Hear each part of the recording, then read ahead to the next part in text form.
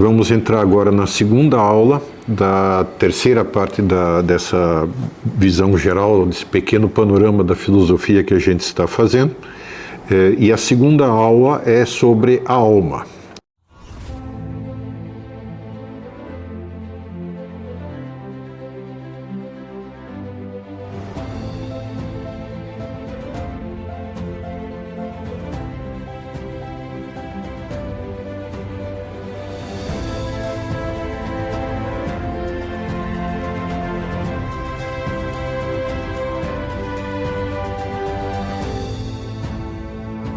O que é esse negócio que aparece em todas as tradições culturais de todos os tempos, mas que a maior parte de nós é incapaz de descrever ou de definir com clareza, né?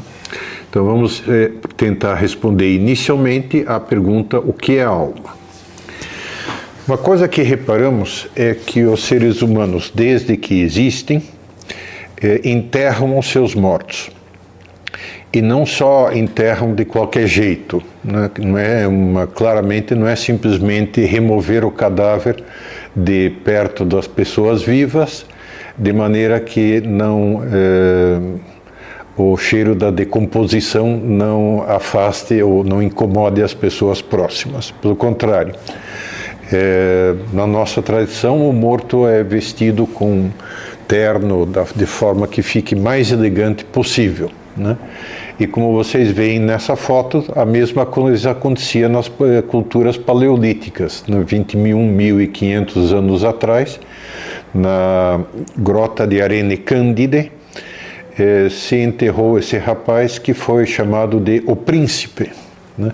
Porque ele tinha uma espécie de chapéu ou coroa de conchas, vocês veem isso por perto, várias outras conchas como decoração, armas, né? Vocês veem escápulas de animal com um furo no meio, um orifício no meio, claramente um instrumento para furar, e depois uma outra coisa, aparentemente até uma coisa metálica na mão, enfim. Então o morto é disposto de uma maneira que, por um lado, seja uma coisa natural, muitas vezes em posição fetal, como se a morte fosse uma espécie de novo útero, do qual a pessoa vai renascer futuramente, né? Muitas vezes é enterrado com bens, com coisas materiais, e às vezes até com animais que lhe pertenciam, né? Há casos que a gente conhece da história de pessoas enterradas com seu cavalo, com os seus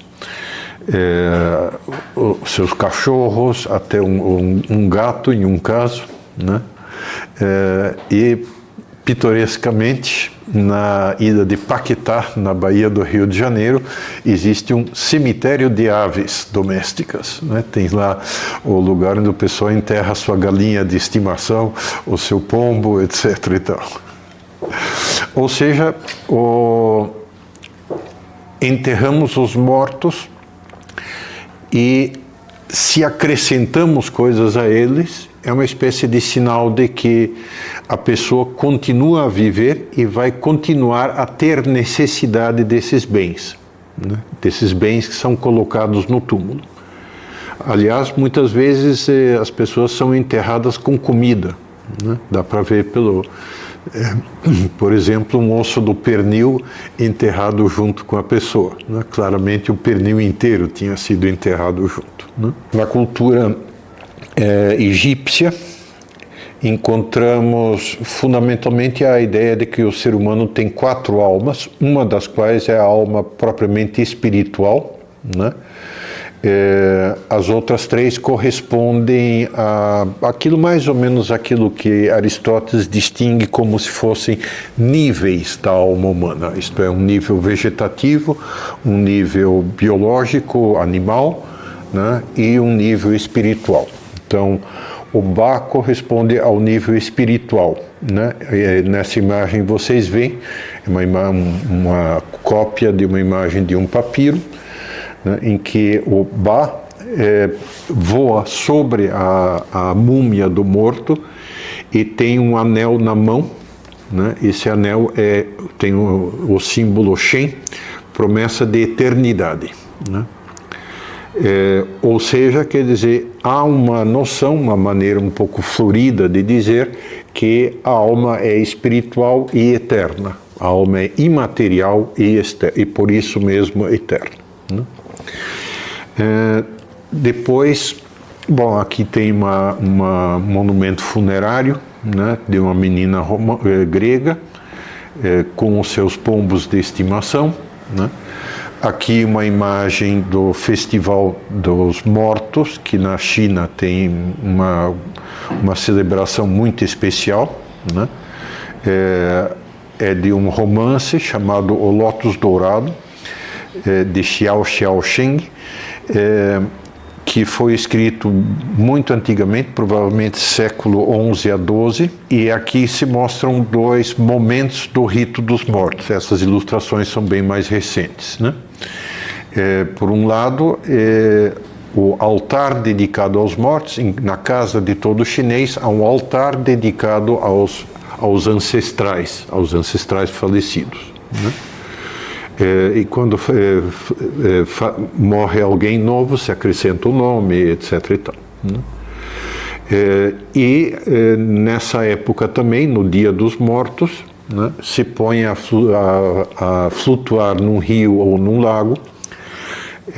E vocês devem ter visto isso em algum filme ou desenho animado, e desenhos animados chineses vão se tornando mais comuns, né? Se punha a flutuar velas que tem o formato de uma flor de lótus, né? O lótus é uma planta aquática, as flores, sobretudo a parte das sementes, flutua.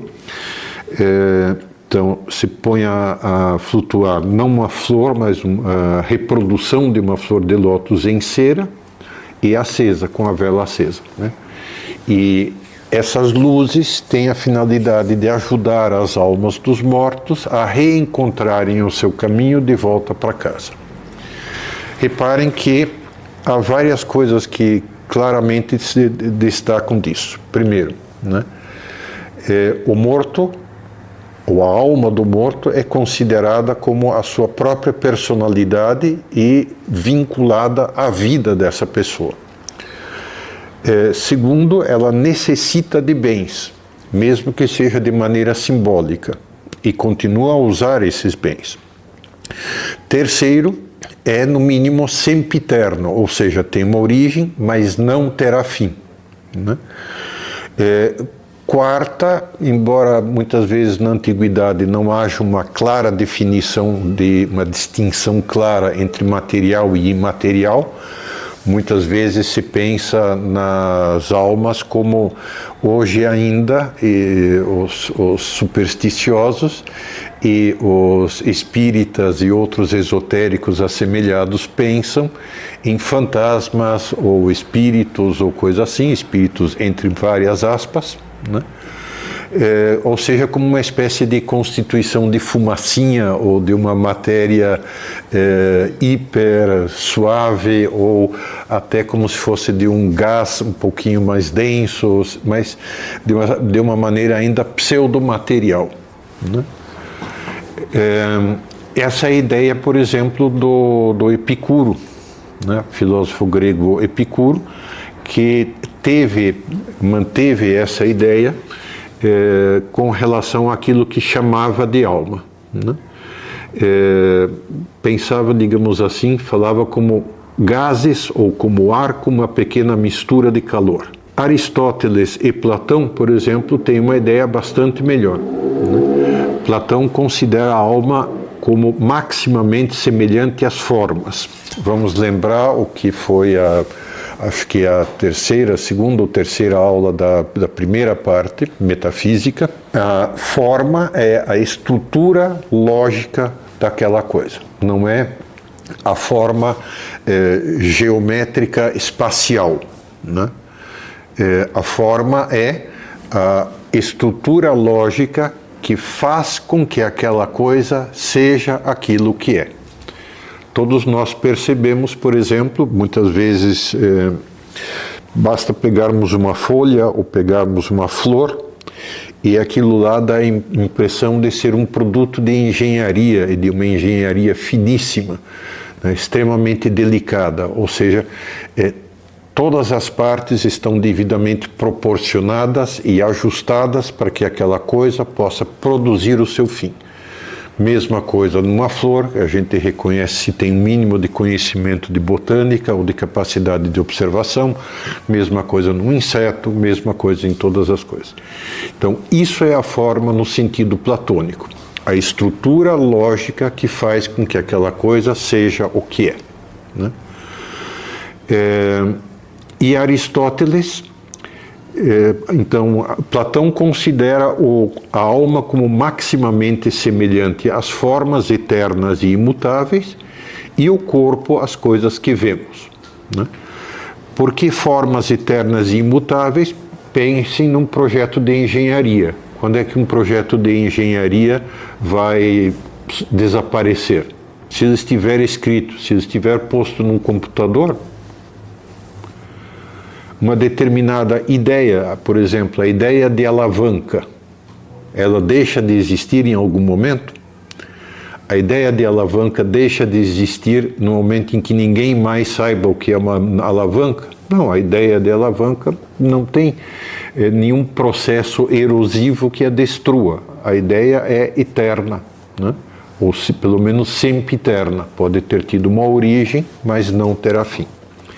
Então, as formas no sentido platônico e aristotélico não têm fim, né? São eternas e imutáveis. E o corpo, as coisas que vemos, ou seja, o corpo é algo material, né? É algo... porque todas as coisas que vemos, na ideia de Platão, são meramente uma imagem das formas perfeitas. Isso é uma teoria insuficiente, enfim, mas... Aristóteles vai dizer mais corretamente, né, que a alma é uma forma propriamente dita, né, ou seja, é a nossa essência, é aquilo que nos constitui como seres humanos, né, e determina todas as propriedades do nosso ser. Então, o fato de espirrarmos decorre da nossa essência ou da nossa forma. O fato de termos coceiras, o fato de termos cabelo, o fato de termos digestão, o fato de falarmos, coisa que nenhum animal faz, o fato de raciocinarmos, coisa que nenhum animal faz, tudo decorre da nossa forma, da nossa essência, né? E Aristóteles vai dizer precisamente: almas são as formas dos seres vivos. Por que são uma categoria especial? Porque seres vivos são infinitamente mais complexos do que seres inanimados. Quer dizer, comparem um pedaço de rocha ou comparem um cristal e as propriedades que um cristal pode ter, né? E que decorrem da sua natureza, essência ou forma, né? E comparem o número de propriedades que até um invertebrado mínimo microscópico tem, né? Quer dizer, uma minhoca, que não é que a gente considere coisa mais maravilhosa do universo, uma minhoca, se a gente conhecesse literalmente toda a beleza e a perfeição de cada uma das suas partes, como elas se ajustam e como tal, ficaríamos mais boquiabertos do que diante de um satélite, ou diante de um telescópio, ou diante da usina de Itaipu. Alma significa algo que significa a forma de um ser vivo que é infinitamente mais complexa e infinitamente mais rica do que qualquer forma pura de um ser inanimado, de uma rocha, de um cristal, de um mineral, do que for. Depois de Aristóteles ainda há um complemento, que não é um complemento, digamos assim, formalmente filosófico, mas é simbólico e se divulgou muito na forma do mito de Eros e Psique, né? O deus Eros é o deus do amor, e o mito de Eros e Psique diz que Psique era a filha de um rei, num reino distante, a mulher mais bonita de todos os tempos, a tal ponto que todas as pessoas em volta ficavam embasbacadas. A deusa Vênus, deusa do amor, né? Do amor venéreo, ficou com um ciúme mortal dela, né? E resolveu condená-la à morte, né? Então faz com que saia uma profecia de que um monstro vai se aproximar da cidade onde ela vive e que ele exige em sacrifício, para poupar a cidade, o sacrifício da jovem Psique, né? Então ela é levada para o alto da montanha, o vento a leva de novo para baixo da montanha. Quando ela acorda de manhã, ela pensava que no alto da montanha seria sacrificada, morreria, né? Acorda num pasto, num prado muito bonito, cheio de flores, e vê um castelo à distância, né? E entra no castelo, servida por vozes, por uma série de seres espirituais. E de noite o deus Eros, filho de Vênus, o deus do amor propriamente dito, do amor, agora o amor do coração, o deus do apaixonamento, que Vênus tinha despachado para acabar com a Psique, né? Ele acabou se apaixonando por ela, né? Chega de noite e se une a ela. E só impõe uma condição, que ela não pode vê-lo. Um dia, tomada por curiosidade, ela aproximou a lâmpada. Pense nas lâmpadas gregas, eram aquelas lâmpadas típicas que vocês conhecem da história de Aladim, né? Ou encontrada no deserto, ou seja, era uma espécie de vasinho com um bico, no bico se punha um fio, um pavio, que mergulhavam no óleo que ficava no corpo central e ali fazia fogo, né? Então os gregos tinham isso como lâmpadas normais de uso cotidiano. Então um dia a Psique não aguenta de curiosidade, quer ver o seu marido, está com medo de que talvez seja o monstro que tinha sido profetizado, acende a lâmpada e aproxima-se, e fica completamente deslumbrada com a beleza do Deus que está deitada na sua cama, né? E fica tão absorvida que deixa cair uma gota de óleo fervendo, óleo quentíssimo, né? O Deus acorda, olha para ela, ela tem a aguda consciência de que pisou onde não devia. O Deus se levanta e vai embora. E o castelo se desfaz, tudo se desaparece, e ela agora está condenada a andar pelo mundo à procura do seu Deus, né? Se vocês repararem, há uma série de ecos com a tradição cristã, que o homem não pode ver a Deus, que o desejo de ser igual a Deus foi a causa da queda e dos sofrimentos do ser humano, que o próprio Deus se apaixona pela beleza da nossa alma, né? Tudo isso, digamos assim, foi extremamente importante no período chamado helenístico, isto é, o período do Império Romano tardio, século I, II, III, quarto depois de Cristo, né? Que são os séculos em que todas as culturas em volta do Mediterrâneo se fundiram numa só, né? Inclusive, a versão mais completa do mito de Eros e Psique é narrada por um sacerdote de Ísis que mora em Roma e provavelmente é um romano ou um grego de nascença, né? Ou seja, há uma espécie de mistureba geral de culturas, uma globalização, mais ou menos como está ocorrendo hoje em dia, né? E que era facilitada porque o Império Romano abrangia tudo. Então, muito bem. Então, temos uma espécie de panorama do modo de encarar a alma, né?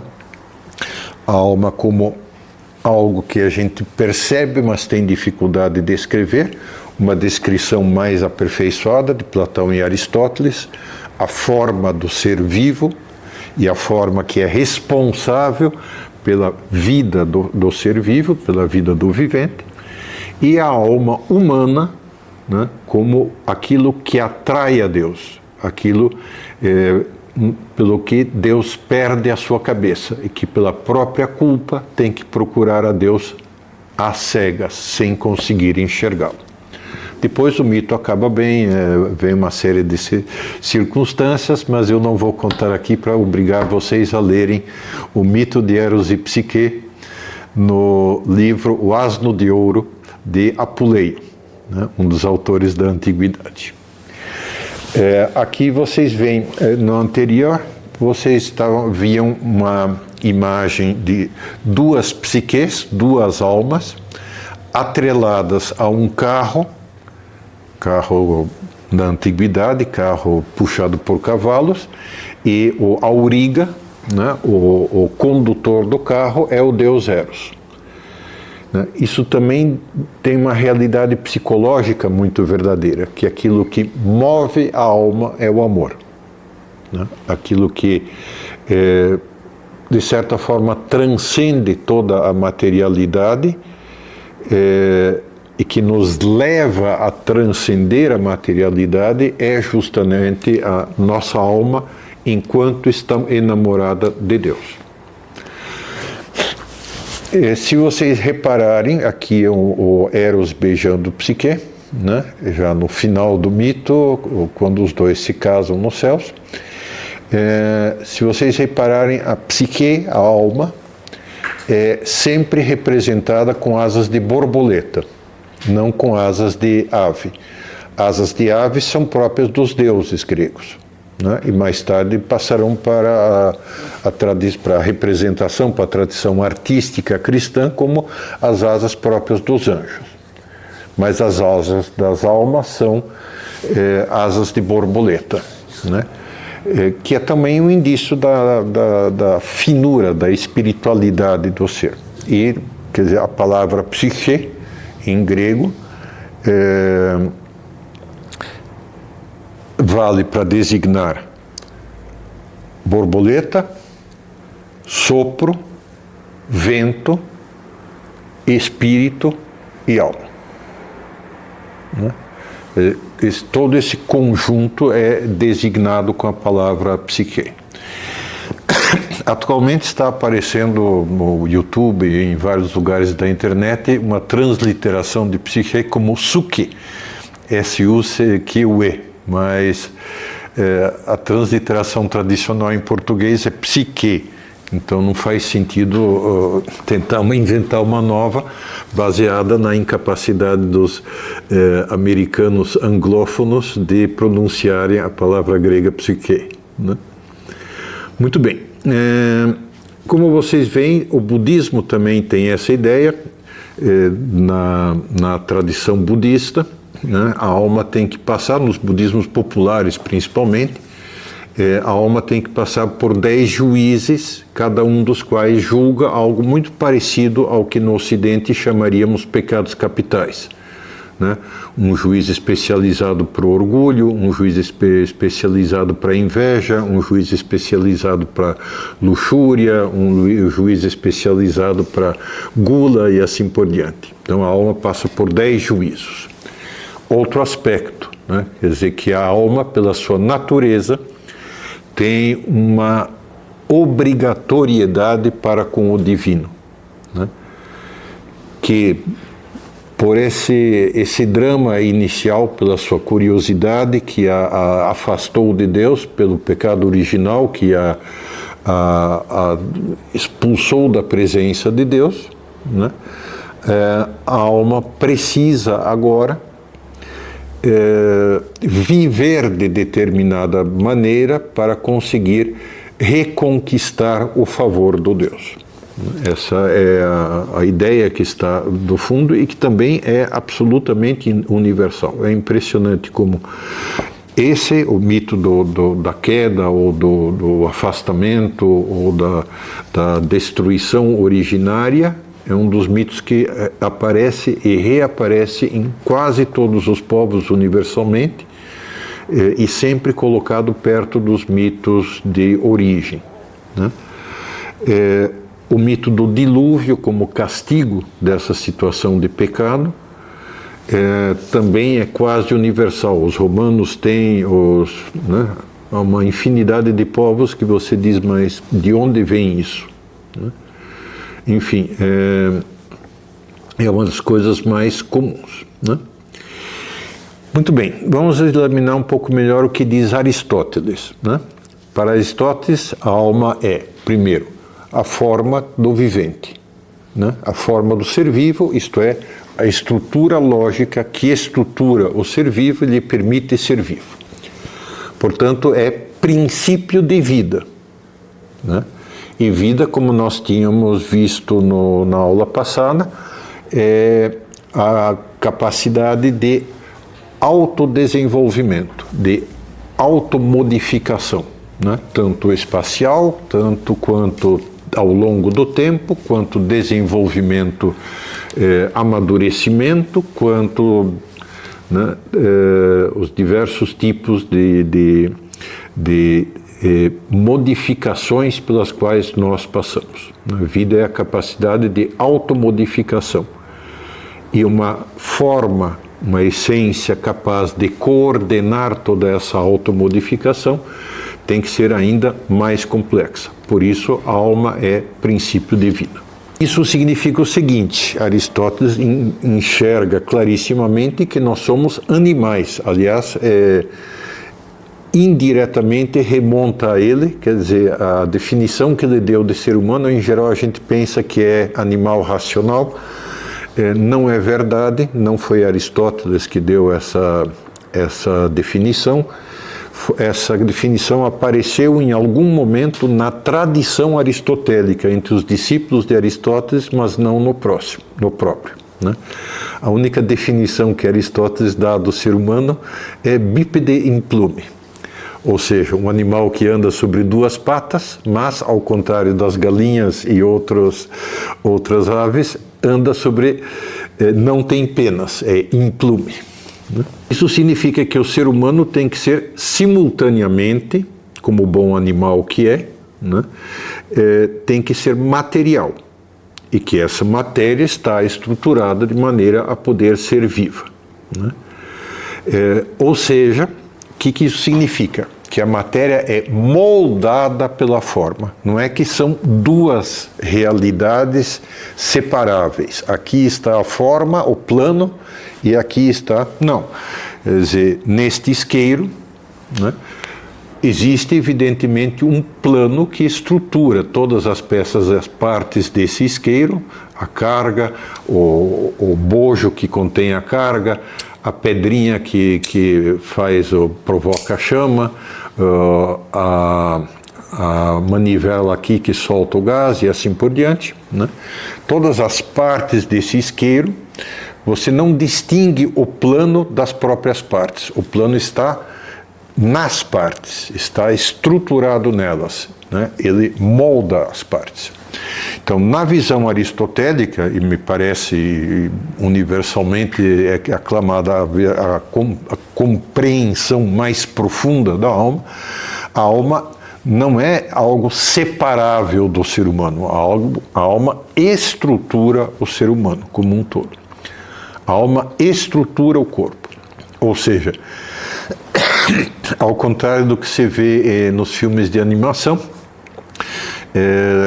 a morte não se aproxima com uma foice para cortar fora a parte espiritual e deixar o corpo lá jogado. Não, o corpo, no momento em que a alma não está mais presente, começa a se decompor. Isso São Tomás acrescenta, né? No caso, aquilo que nos torna capazes de existir, a substância nossa está na alma, não no corpo. No animal, não há distinção, né? A estrutura lógica do animal, junto com o corpo, é o que forma a substância que é capaz de receber existência, ser, né? No ser humano, a nossa alma é o que confere ao nosso corpo essa substancialidade, a capacidade de existir, né? Ou seja, quando a gente morre, o corpo como que se desagrega ou começa a desestruturar-se, mas a alma subsiste. Por quê?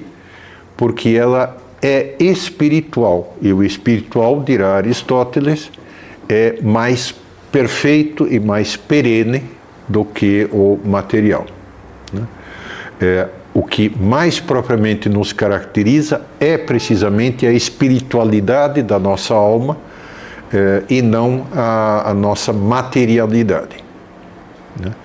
Como é que a gente sabe isso? Daqui a pouco temos uma parte em que a gente descreve ponto por ponto as provas da existência da alma, que ao mesmo tempo são maneiras de compreender melhor e mais em profundidade o que é uma alma humana, uma alma espiritual. Portanto, o ser humano não é dual, composto de corpo e alma. Essa é uma visão platônica que não terminou de entender perfeitamente o que é a alma como forma do corpo. E é também a visão hinduísta, é a visão da maior parte das religiões que consideraríamos pagãs, né?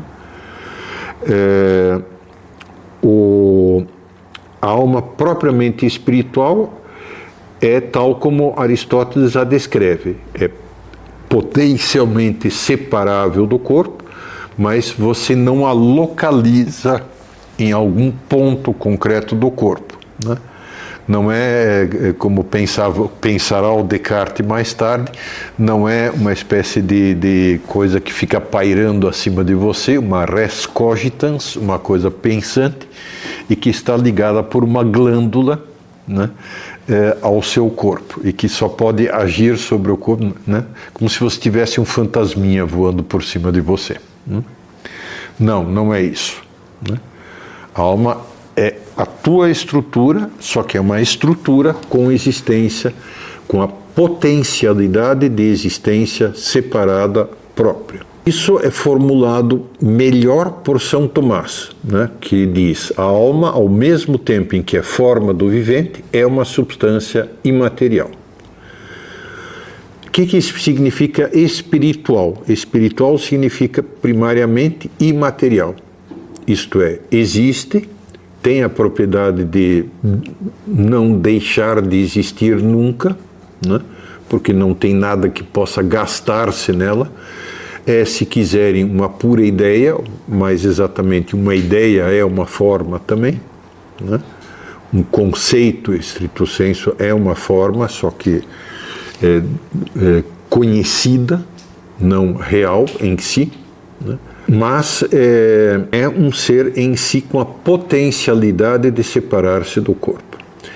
Muito bem, e isso corresponde, o que Tomás faz aqui digamos assim, casar Aristóteles com a tradição cristã de sempre, isto é, que a alma é espiritual, que a alma é imaterial, que a alma sobrevive, é eterna, sobrevive ao corpo, que a alma tem que ser julgada pelo seu distanciamento de Deus, né? Coisas todas de que já encontramos ecos nas outras tradições todas até agora nessa aula. Diz o Catecismo da Igreja Católica: com a sua abertura à verdade e à beleza, com o seu senso do bem moral, com a sua liberdade e a voz da sua consciência, com a sua aspiração ao infinito e à felicidade, o homem percebe sinais de sua alma espiritual. Como semente de eternidade que leva dentro de si, irredutível à só matéria, sua alma não pode ter origem senão em Deus. Coisa que também, como já vimos, estava de alguma forma dito no mito de Eros e Psique. Ou seja, num certo sentido, a gente observa neste tema concretamente uma espécie de amadurecimento progressivo das religiões pagãs e do pensamento pagão em direção a um conceito muito próximo do judaico, né? E que permite, e ao mesmo tempo filosófico, né? Um conceito que nos permite compreender a alma como forma substancial do ser vivo. E aqui vocês têm a imagem do rico e pulão, a parábola do rico e pulão e do pobre Lázaro, né?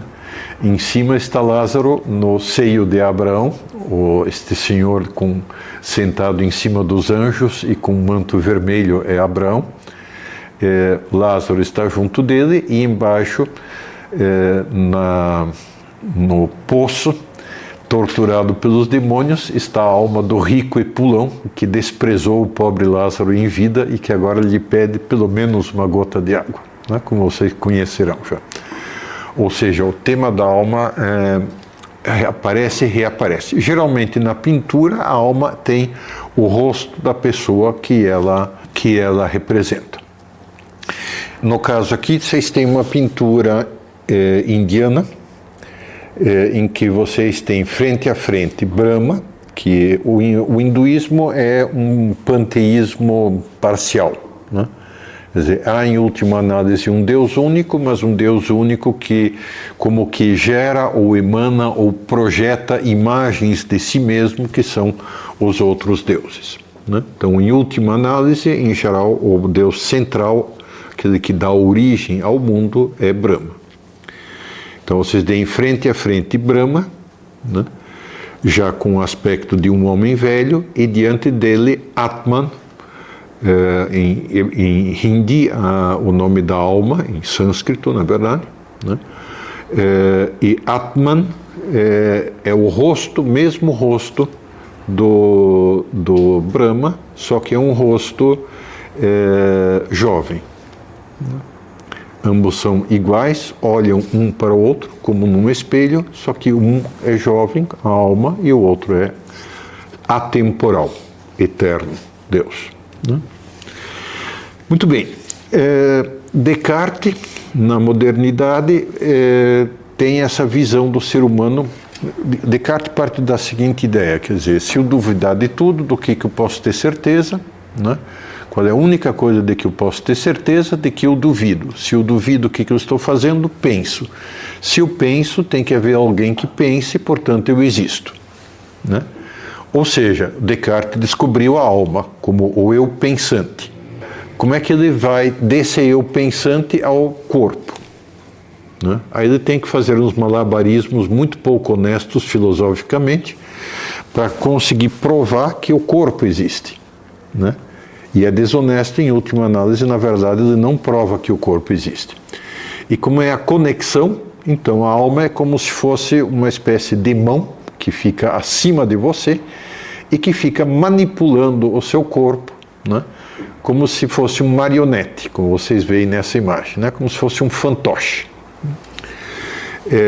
E, queira ou não, toda a modernidade pensa no ser humano dessa forma.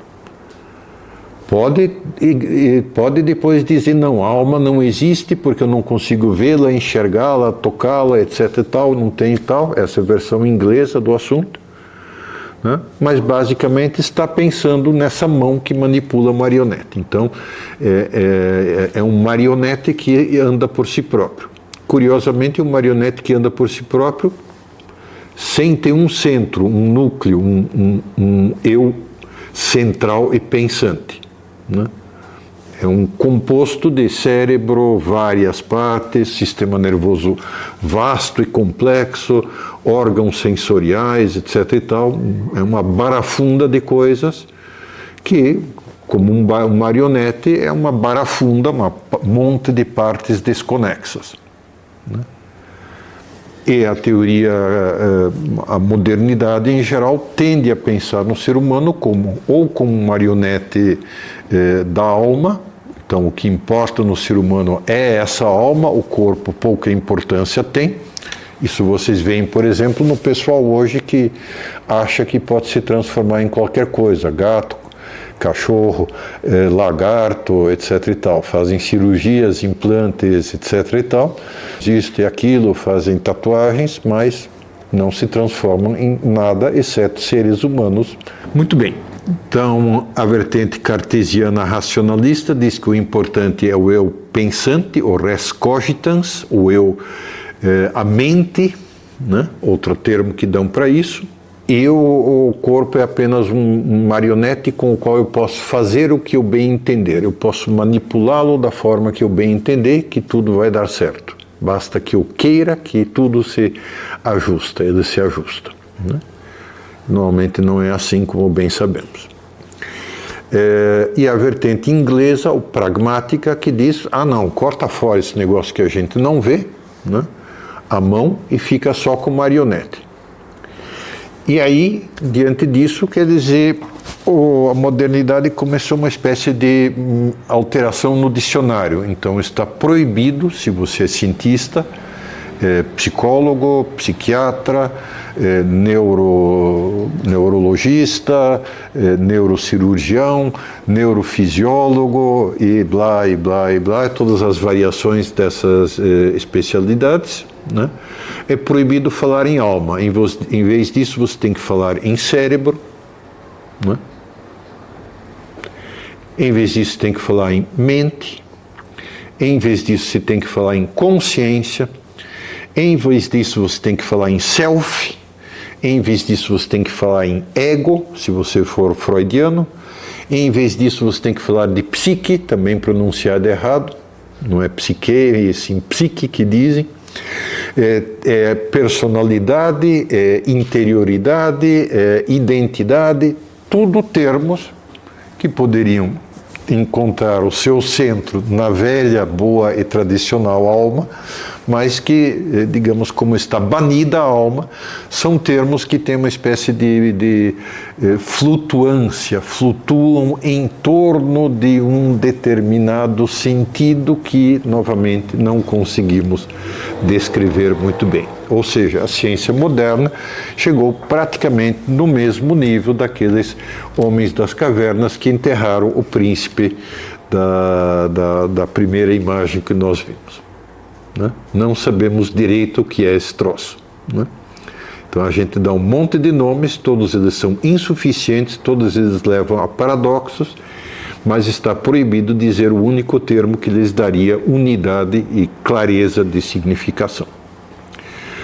Muito bem.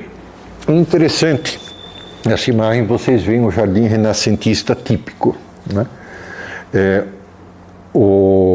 Geralmente os jardins renascentistas eram construídos em 3 patamares. O patamar mais baixo, geralmente se deixava a floresta em estado selvagem, né? Ela representava a natureza, o mundo tal como existia por sua própria conta. Um nível intermediário, que eram jardins em que se faziam labirintos. Todos vocês, com certeza, já viram imagens de jardins renascentistas com aqueles labirintos imensos em desenhos geométricos variados, etc. E às vezes labirintos no sentido literal. Isto é, que você tem que percorrer dentro do negócio para conseguir chegar ao seu centro, né? O labirinto é uma imagem clássica, típica também da alma humana. Então, embaixo, a natureza, no meio, a alma humana, e no alto, a casa é o céu, o lugar onde estamos destinados a morar. Então, essa é a ideia da arquitetura paisagística renascentista, né? Interessante que a ideia do labirinto, a complexidade interna da alma, a riqueza interna da alma que falamos no comecinho, né? Ela é entendida também nos maias. Os maias dizem que uma vez morta a pessoa, a sua alma tem que percorrer um labirinto para conseguir encontrar-se a si mesma antes de ser julgado. E os egípcios, mesma coisa. Tem a ideia de que a alma tem que percorrer um caminho complexo, em parte por água, em parte por terra, até achar-se a si própria. E aí tem a sua alma pesada numa balança diante do deus Osíris, o guardião do mundo inferior, que vai determinar o peso, né? Ela é daquelas balanças de 2 pratos. Num ponto é colocado o coração do homem, no outro ponto é colocado uma pena. E se o coração for mais pesado que a pena, essa pessoa irá para o tormento. E se for mais leve que a pena, então essa pessoa irá para o céu. E o labirinto que ele tem que percorrer antes é justamente uma maneira de tornar o seu coração mais leve. Uma ideia muito afim, muito próxima da ideia do purgatório cristão, né? Muito bem, então agora vamos partir para as provas da existência da alma, né? A prova mais elementar, simples, é o fato de conhecermos e memorizarmos conceitos abstratos e universais. Por exemplo, o número π.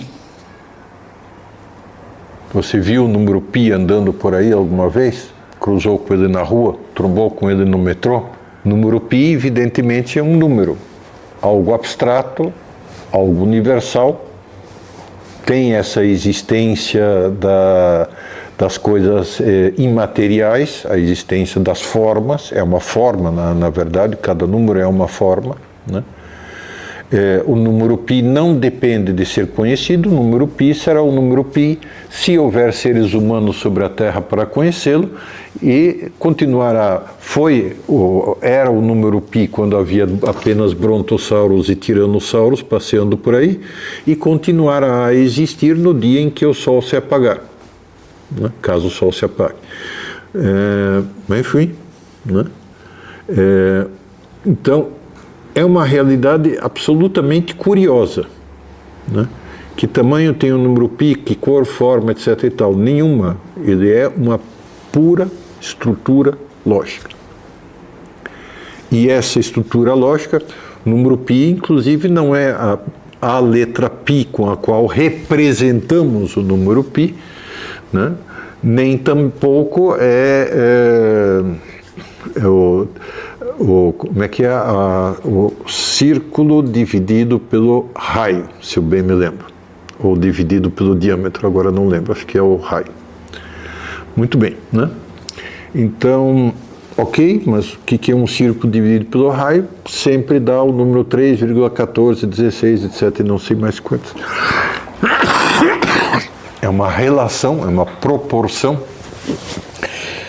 mas não é algo palpável ou visível. Ora bem, onde é que você guarda frutas? Numa fruteira. Essa fruteira, evidentemente, tem que ser material, tal como as frutas são materiais. Onde é que você guarda gelo? Numa geladeira, que tem que ser material e fria. Tem que ter as propriedades daquela coisa que guarda. Onde é que você guarda uma coisa abstrata e universal, um conceito? Num intelecto racional presente numa entidade espiritual, numa entidade que é também uma forma infinitamente complexa, infinitamente rica, né? Infinitamente própria. E, né, para cúmulo, não só a alma é o repositório das ideias abstratas que nós temos, mas ela opera com essas ideias abstratas e é capaz de descobrir e propor novas ideias abstratas. Quando você raciocina, né, todas as pessoas que estão nesta sala são seres humanos.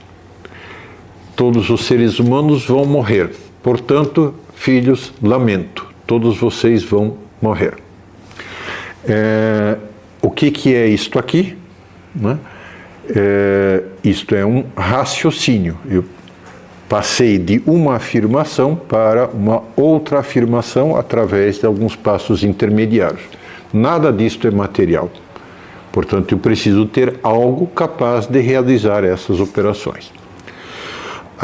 Aí você vai dizer, mas o que isso tem de diferente com relação a um computador? Né? Esse é o ponto seguinte, que já veremos. Aqui, só para não desmerecermos, já mostrei pelo menos duas versões em aulas anteriores, duas versões da figura o pensador, ou seja, aquele cara que está reclinado sobre si mesmo e refletindo outra operação abstrata, né? A versão do Rodin, que todo mundo conhece, né? E uma versão romena de uma cultura de 11 mil anos atrás, né? E aqui uma versão de cerca do ano 300 antes de Cristo, da cultura Nok na África, né? Também conhecida como o pensador, né? Uma figurinha que apoia o queixo sobre o joelho, né? E está refletindo sobre a condição do ser humano no mundo. Segundo ponto, reflexividade. Tentem, por exemplo, pegar um objeto em 3 dimensões simultaneamente por completo, né? Tente olhar-se a você mesmo por completo. Você é incapaz de contemplar partes das suas costas e, com certeza, mais completamente incapaz de contemplar o que está exatamente atrás dos seus olhos. Você não consegue enxergar o que está dentro de você, você não consegue enxergar todos os aspectos da realidade à sua volta. Agora, fechem os olhos, pensem em si próprios, que parte do seu pensamento está oculto a você? Que parte da sua imaginação está oculta a você? Que parte das suas sensações neste momento e boa parte da história das suas sensações está oculta a você? Você sabe como você se sente? Você sabe que emoção está te tocando? Você sabe o que é aquela... Você sabe qual é a decisão, né? O que você decidiu fazer depois que terminar essa aula, né? Você sabe tudo isso, ou seja... Curiosamente, quando você entra naquilo que representa o seu eu, você é capaz de conhecer-se por completo, integralmente, em todos os aspectos, né? Ou seja, você está permanentemente revelado a si próprio. E, curiosamente, você tem como que 2 patamares de eu dentro desse negócio. Por um lado, você é o cara que toma decisões, é xingado, tropeça na calçada, trabalha, se cansa, chega em casa morto de vontade de cair na cama, mas vai lá e janta, e dá um oi para a esposa, e leva o filho na escola no dia seguinte. Quer dizer, tem aquele cara que está funcionando, né, permanentemente representando o seu papel neste mundo, correspondendo às realidades desse mundo. Mas você mesmo, simultaneamente, está sempre acima de você mesmo, observando e criticando aquelas coisas que você faz. Seu idiota, pisa, levanta o pé ao pisar, né? Você fica arrastando o pé, por isso você tropeça na calçada, né? Ou então, não, besteira, por que eu fui falar aquilo lá para minha esposa, ou vice-versa para o meu marido, ou raios, difícil, não estou conseguindo entender essa questão de matemática, ou seja, para todas as coisas em nós, funcionamos simultaneamente como o ator principal do filme da nossa vida e o diretor desse filme. Se formos estritos, somos também o diretor do diretor e o diretor do diretor do diretor, né? Mas, claro, é pouco econômico funcionar assim, mas você pode perfeitamente, de certa forma, fazer uma espécie de exercício mental de sair de si próprio e de enxergar sucessivas camadas de eu observando-se umas às outras. Mas, geralmente, a gente faz uma espécie de operação de integração matemática de todas as que estão acima da segunda, na própria segunda, né? Então, isso se chama reflexividade. Ora, para você poder estar totalmente manifesto, totalmente revelado, totalmente visível, totalmente exposto a você mesmo, você só pode sê-lo se for um ente espiritual. Reflexividade é a propriedade de qualquer eu consciente, de qualquer ser espiritual, de dobrar-se integralmente sobre si mesmo. Coisa que nenhum ente material faz. Nada material se apresenta, se revela, se deixa conhecer totalmente por você. Sempre tem ângulos, aspectos, partes que estão ausentes, que estão escondidas. Evidentemente, você pode mentir para si mesmo. Mas o pior é que mesmo quando você mente para si mesmo, você sabe que está mentindo para si mesmo. E aí você precisa corromper, né? Precisa comprar esse crítico interior que você tem, ou você precisa amordaçá-lo e ignorá-lo. E isso geralmente dá deformações psicológicas, mas fato é, né, é necessário que aconteça isso. Terceiro ponto, a unidade da experiência. Vocês reparam, você enxerga com órgãos que estão aqui, os olhos. Você experimenta odores com o nariz. Você experimenta sabores com as papilas gustativas. Você experimenta com o tato, o formato, temperatura, rudeza da superfície, etc. Né? Todas essas coisas são processadas em partes diferentes do cérebro. As emoções, por exemplo, vêm na amígdala, o sistema límbico chamado, e aderem ao conhecimento, né, que a imagem que você formou no seu cérebro, e aderem a ela e daí são transmitidas para a memória. Né?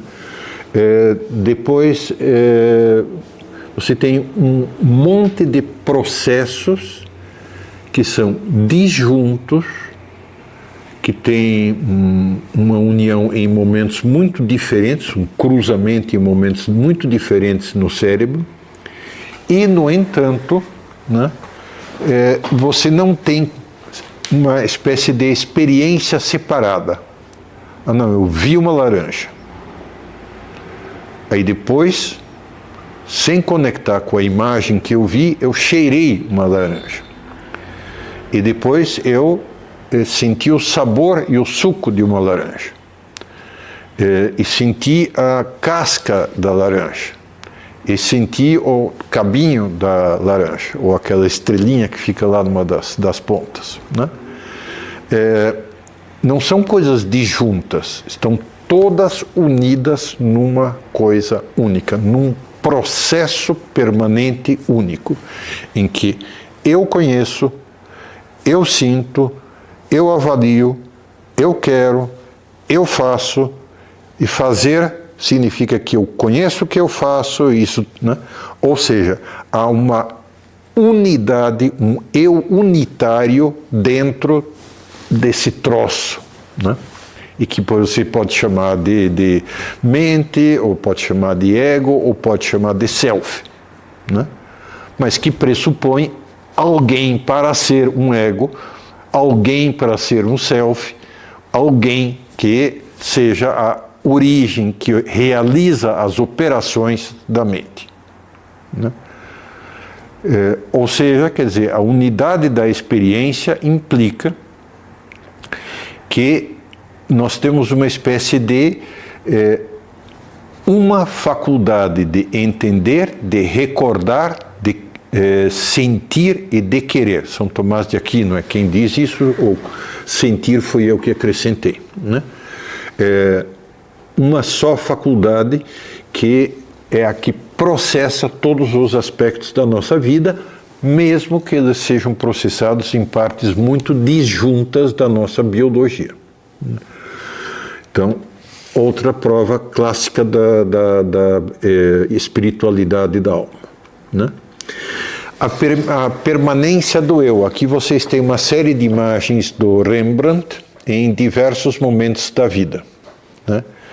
Reparem, você vai dormir e você é fulano de tal.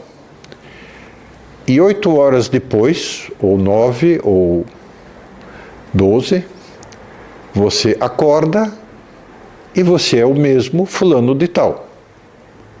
E você lembra do momento em que você dormiu, talvez lembre de alguns momentos em que se acordou no meio, né? Ou seja, mesmo que todos os processos biológicos tenham avançado, não sejam mais os mesmos no momento em que você dormiu, né? Mesmo que você tenha passado 20 anos em coma e depois acordou, você é sempre você, né? Ou seja, o eu permanece ao longo do tempo, que é o contrário daquilo que a gente observa na realidade. As coisas não permanecem ao longo do tempo, as coisas se desgastam e se modificam. Um animal tem isso, mas em grau muito menor, né? O animal tem uma certa permanência de características dele, mas não há nenhum sinal até hoje que a gente tenha conseguido observar que prove que um animal tem consciência, reflexividade, né? Então o ser humano é um só e ele mesmo, apesar de estar permanentemente em fluxo de renovação.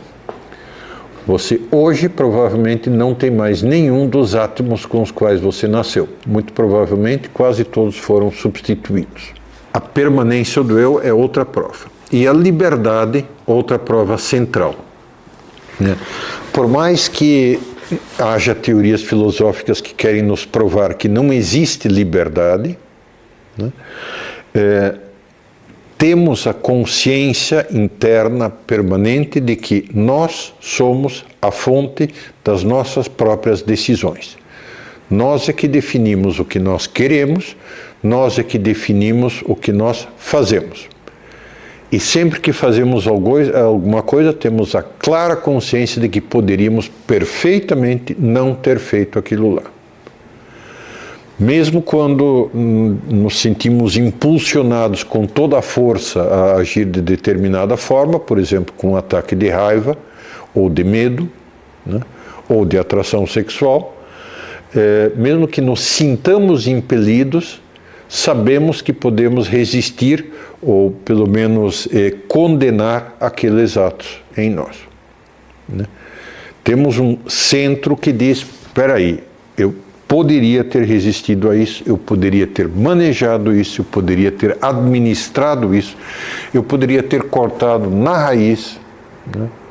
Isso, ou seja, mesmo quando agimos de certa forma, cedendo a esses impulsos, né, nós agimos como quem está sendo forçado, compelido a contragosto a agir dessa forma. Claro que, evidentemente, há pessoas que agem em conformidade com esses instintos, usando-os até como desculpa, né, do seu modo de agir, né? Ah, não, é que eu sou meio cabeça quente, né? Mas o cabeça quente sabe perfeitamente que ele, se quisesse e se esforçasse, eventualmente pode ser um trabalho de anos, se ele quisesse e se esforçasse, poderia perfeitamente aprender a ser uma pessoa que respeita os outros e a ter um mínimo de educação. Paradoxos científicos que nascem de toda aquela coisa que a gente viu, cérebro, mente, etc. e tal, né? Então, nessa imagem aqui, vocês têm um garoto que nasceu com hidrocefalia, ou seja, né, ele tinha apenas 2% do tecido cerebral e o resto da cavidade craniana estava preenchida com água, né? Água com substâncias orgânicas, mas enfim, fundamentalmente água, né? Ou seja, ele tinha, para todos os efeitos práticos, 2% do cérebro. Né? E além disso tinha espina bífida, que significa uma espinha bifurcada na região pélvica, e que enfim dá problemas para andar, etc., e um monte de coisa. Pois muito bem, né?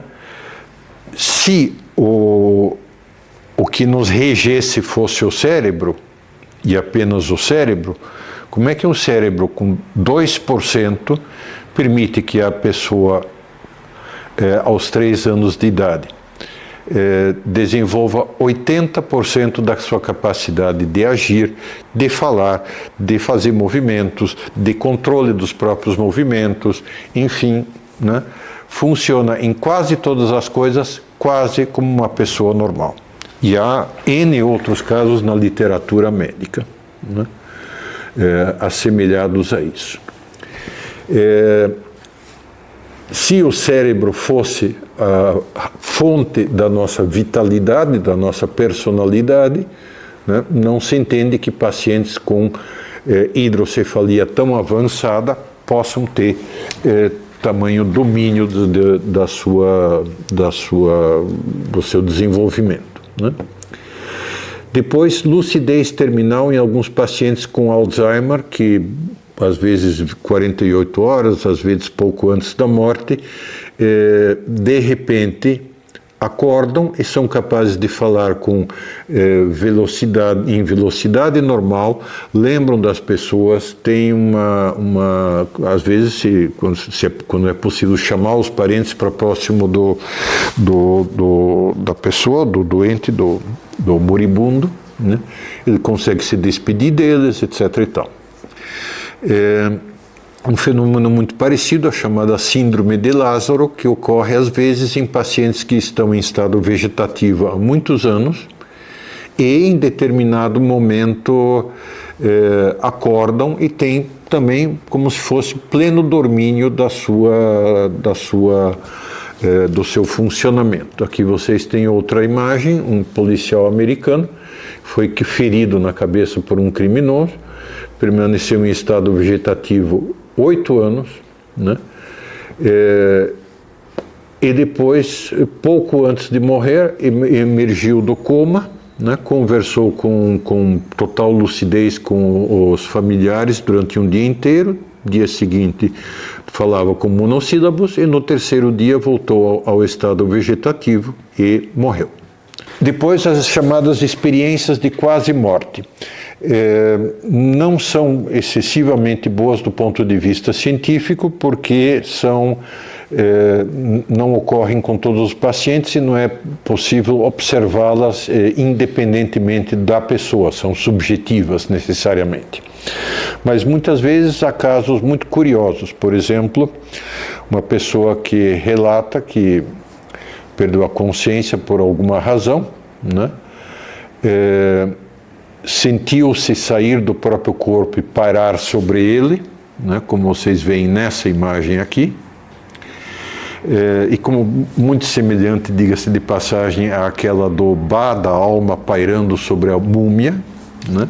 Elas se sentem pairando sobre isso e depois, quer dizer, sobem e são capazes de observar coisas do ambiente em que se encontram. Então, esse paciente, no caso, foi levado para um hospital, né? Estava em coma, teve parada cardíaca na ambulância ainda, né? Depois voltou, conseguiram recuperar o coração dele, foi para o quarto e quando acordou relatou que, primeiro, né, tinha sentido morrer, tinha desaparecido todas as preocupações dele no momento da morte, tinha saído e podido observar-se a si próprio e aos atendentes médicos em volta do seu cadáver, né? Depois tinha saído da ambulância e tinha observado que num parapeito do hospital, num lugar que não podia ser observado de nenhuma das janelas, estava um par de tênis, né? Puído, gasto porque tinha estado exposto ao tempo fazia muito tempo. Depois, quer dizer, voltou ao próprio corpo e sentiu-se reviver, mas ficou em coma, né? Depois foram verificar se há um estudo americano feito sobre centenas de casos de relatos desse tipo, e em vários deles se dão fatores que podem ser provados, né? De fato, foram lá no parapeito do hospital, no lugar indicado pelo paciente, e de fato havia um par de tênis lá que tinha sido jogado por algum moleque e tinha ficado lá anos a fio sem que ninguém o visse. E só podia ser observado praticamente da mesma altura daquele parapeito. Um outro paciente que relata que estava numa cirurgia, percebeu que a enfermeira lhe tinha tirado os óculos, né? Mesma coisa, entrou em coma, teve parada cardíaca, os médicos conseguiram recuperar, a operação foi bem sucedida, foi para a UTI, depois foi para o quarto, acordou no quarto. No quarto era uma senhora de idade, pediu à enfermeira os óculos, né? E a enfermeira diz, puxa, o fato é que a gente não sabe onde é que a gente deixou, nós perdemos esses óculos aí, né? E ela diz, não se preocupe, é que eu vi, quando estava na mesa de operação, eu saí de mim e me vi, e vi que vocês puseram os meus óculos na segunda gaveta do gaveteiro que está ao lado da cama, da mesa de operação, né? De fato, a enfermeira foi lá e estavam lá os óculos. E assim por diante. Quer dizer, isso é muito difícil de explicar se não é com a existência de um eu espiritual, de uma alma espiritual, né? Pacientes epilépticos podem se observar ou provocar ataques que consistem em movimentos, é o típico caso da convulsão, em que a pessoa tem movimentos descontrolados. Percepções sensoriais, a pessoa pode ter alucinações, né? Memórias que reaparecem e não é possível controlar, emoções totalmente descontroladas, afasias, ou seja, incapacidade de falar, mas tudo isso são tipos de crises que ocorrem em pacientes epilépticos. Mas nunca ocorrem crises intelectuais ou volitivas. Por exemplo, de a pessoa ter que compulsivamente, por exemplo, realizar contas matemáticas e chegar a determinadas conclusões. Ou ficar, por exemplo, escrevendo compulsivamente um manual de matemática, se é um professor de matemática, ou de lógica, se é um professor de lógica. E tampouco convulsões volitivas, isto é, como eu quero descontroladamente, quero tudo, quero isso, quero aquilo, quero outro. Não. Apenas aquilo que mais tarde nós veremos são as chamadas faculdades sensíveis, as faculdades corpóreas que temos em comum com os animais. Essas apresentam comportamentos digamos, fora do normal nos ataques epilépticos.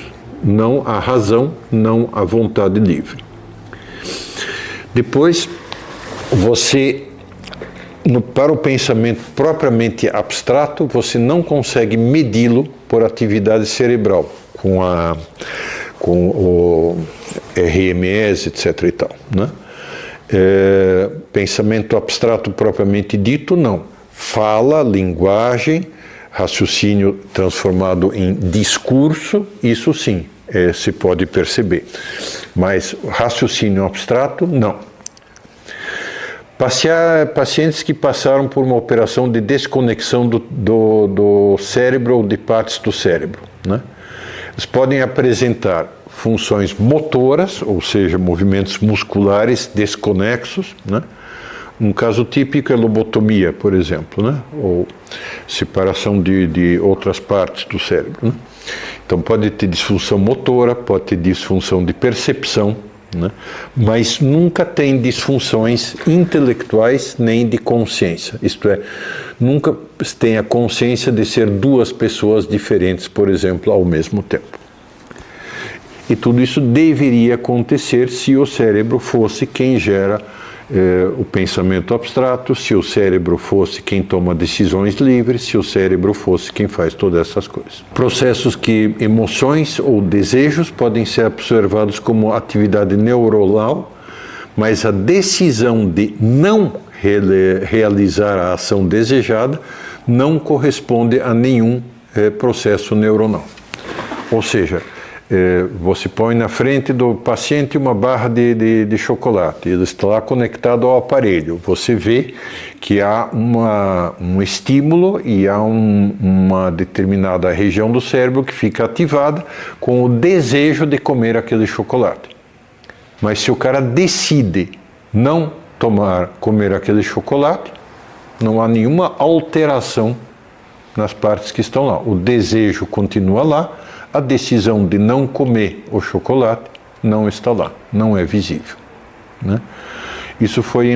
Tudo isso são observações de neurocientistas americanos tradicionais, tudo da década de 50 para cá, né? Os mais famosos são Bruce Grayson, Adrian Owen, Wilder Penfield, Roger Sperry, Benjamin Libet, todos esses vocês podem consultar, podem procurar livros deles, etc. e tal, podem procurar na Wikipédia e tal, e que conta várias dessas coisas aí. Conclusão a que nós chegamos: a alma é espiritual, a alma é sempiterna, não tem partes. Algo espiritual, não sendo material, privado totalmente de matéria, não tem partes e, portanto, não pode morrer, porque não pode decompor-se. É o argumento clássico para a sempiternidade da alma, né? Aqui vocês têm uma imagem antiquíssima e que representa exatamente aquilo que você vem recorrendo, aparece com frequência nas narrativas de pessoas que passaram por experiências de quase morte, né? O túnel branco, etc. e tal. Por último, então, o que é a alma? A alma tem a nossa cara? Não. A alma não tem uma... A alma, como dito, é uma pura estrutura lógica, né? Que é por si própria e que, quando informa a nossa matéria, faz a nossa matéria participante dela. Então, primariamente, somos a nossa alma e a matéria, o nosso corpo, nesse sentido, está plenamente fundido enquanto estamos vivos, né?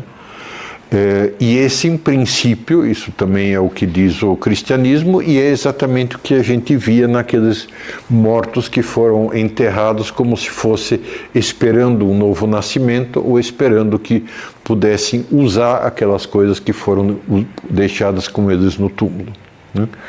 Ou seja, há uma confusa percepção, clara no cristianismo, porque revelada, há uma confusa percepção de que estamos feitos para viver no corpo.